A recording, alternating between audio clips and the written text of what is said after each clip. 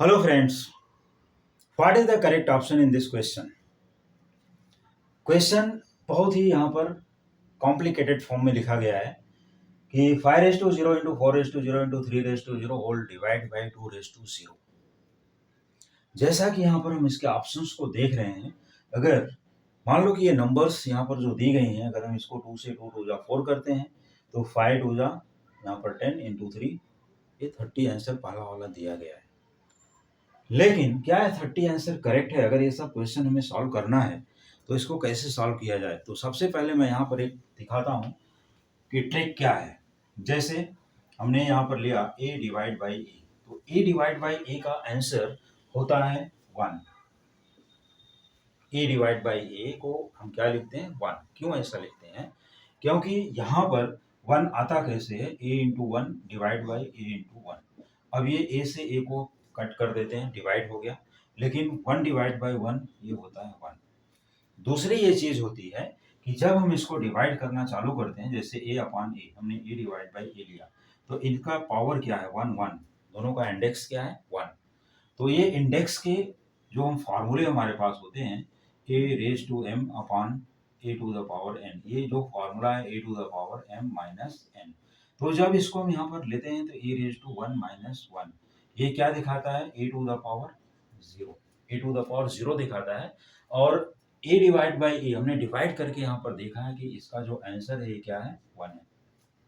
तो जब इस तरह से a रेज टू 0 1 है, अगर मान लो हम कोई नंबर को ले लेते हैं, जैसे यहाँ पर कोई नंबर है, यहाँ पर हम नंबर को ले लेते हैं, सपोज करो कि हमने ले लिया नंबर 11 डिवाइड बाई 11। अब जब 11 डिवाइड बाई 11 है तो इसका पावर भी तो 1 है।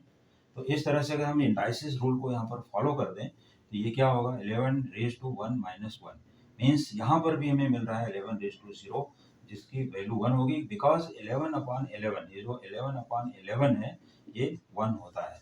तो हम ये 1 को यहाँ रख सकते हैं। तो ठीक इसी तरह से बाकी के जो यहाँ पर हमारे पास नंबर्स हैं, वो नंबर को भी तो हम डिवाइड करके यहाँ देख सकते हैं कि उनकी वैल्यू क्या है। तो इनकी वैल्यू जो यहाँ पर दी गई है, अब हम अपने क्वेश्चन की तरफ अगर चलें तो यहाँ पर जो वैल्यू दी गई है इस तरह से, जैसा कि यहाँ पर है 5, तो अगर हमें 5 रेज टू 0 की वैल्यू निकालनी है तो हम 5 डिवाइड बाई 5 पर जाएंगे पहले। तो 5 डिवाइड बाई 5 का यहाँ पर आंसर क्या आने वाला है? 5 रेज टू 1, 5 रेज टू 1। अब ये 5 raise to 1 minus 1 that is 5 raise to 0, it is 1। ठीक इसी तरह से हमारे पास और भी जो नंबर्स हैं 4 है, तो हम यहाँ पर 4 raise to 1 upon 4 raise to 1 करते हैं और ये मिलता है 4 raise to 1 minus 1 that is 4 raise to 0 equal to 1। तो ठीक इसी तरह से बाकी के जो नंबर्स हैं उनका भी तो आंसर यही होगा ना। जैसे यहाँ पर है 3 raise to 0 1, 2 raise to 0 1, etcetera जो भी नंबर हैं वो सबकी वैल्यू 1 है। तो चलिए इस तरह से अगर हम ये वैल्यूज को यहाँ एंट्री भी कर देते हैं तो ये जो एंट्री होने वाली 5 रेज टू 0 इसका आंसर 1 है, 4 रेज टू 0 इसका भी आंसर 1 है, सब वहां पर मैंने दे दिया है। कैसे हुआ? 3 रेज टू 0 इसका भी आंसर 1 है और 2 रेज टू 0 इसका भी आंसर 1 है।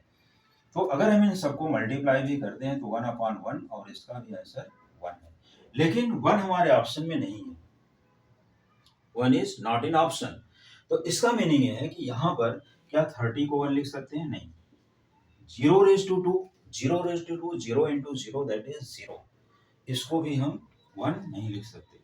60 रेज टू 0, जो 60 रेज टू 0 है, ये देखिए 60 डिवाइड बाई 60, ये 1 1, तो यहाँ पर आता है 60 raise to 1 minus 1, it is 60 raise to 0 और इसकी वैल्यू हो जाती है 1 like this.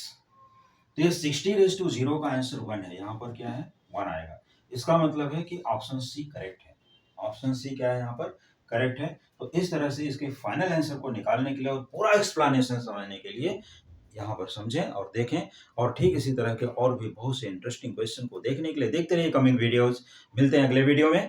Thank you so much.